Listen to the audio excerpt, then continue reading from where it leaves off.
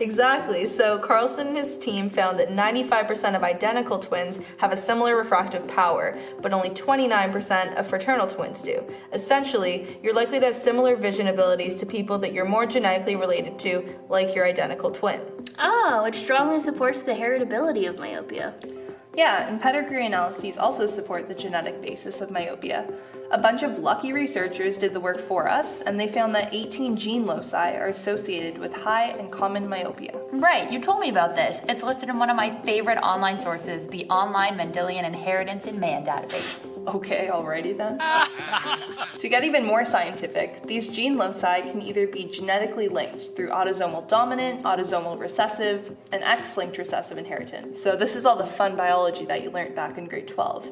And there are many types of heritable genes that can influence your probability of developing myopia. So those studies are all looking at families, but there's also been larger ones that show correlations with various genetic markers and myopia.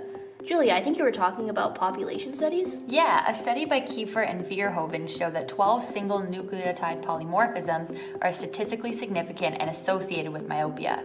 This suggests that the involvement of multiple gene effects, which is predicted in a complex condition.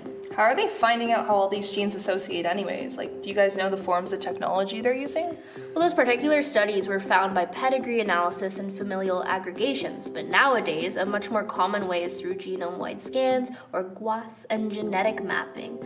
Actually, I just read a meta-analysis by Li and Zhang that talked about utilizing these new technologies to map complex traits and successfully identified 6 susceptibility loci for myopia. Yeah, they were also reviewing studies that screened candidate genes within those susceptibility loci. This was according to their related function, and they found that the expression of these candidate genes was present in various ocular structures. That includes your cornea, your lens, iris, basically all throughout the eye. Okay, so myopia can be heritable and has that genetic proof, but how did this even evolve? When did it evolve? Why did it evolve? Lots of questions there. Well, clearly our ancestors didn't wear glasses. Funny you mentioned that.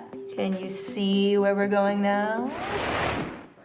So, do you guys think myopia developed recently, or did our ancestors have it too? Well, a professor of ophthalmology at the University of California, Dr. Ivan Schwab, stated that as long as primates have been around, there's probably been myopia. So if you think about it, the ancient world was a dangerous place where people who suffered from vision problems likely had a lower life expectancy due to vicious predators. Someone with myopia wouldn't have been able to identify a threat until it was close enough to even see. Yeah, obviously if the threat was a nearby saber-toothed tiger, you wouldn't have time to react. And they wouldn't be able to see their prey either. You would likely have gone hungry and died. So by that logic, wouldn't our nearsighted ancestors have been selected against? And wouldn't the genes for myopia have died off by now? Yeah, it would have definitely lowered their fitness, but for some reason some of these genes stuck around. Maybe they were present in the mothers that stayed protected while the fathers went out and did all the hunting.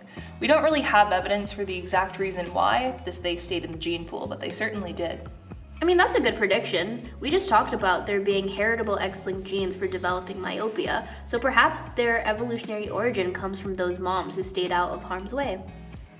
Yeah, and as time passed and societal roles developed, myopic individuals were given other tasks to do besides hunting.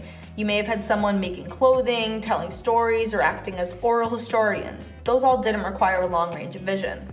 Okay, well, correct me if I'm wrong, but I feel like vision issues weren't even prioritized back then. There were more important things to focus on in that time period.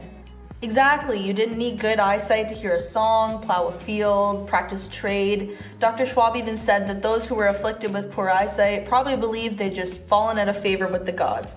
They just simply continued to live their lives as best as they could. And what if nearsighted artisans had an advantage when it came to their craft?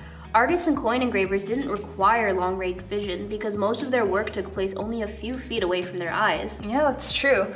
Well, we clearly care about vision issues today, so when did we really start addressing all these vision problems? Well, according to a museum curator at the College of Optometrists, Neil Hanley, the earliest known eyeglasses were only invented in the 13th century in northern Italy, but the glasses for nearsightedness only arose in the 15th century. Yeah, and from that point onwards, the cost associated with myopia was much lower. You could just throw on a pair of glasses and keep spreading those bad genes to your kids, and their kids, and their kids, and their kids.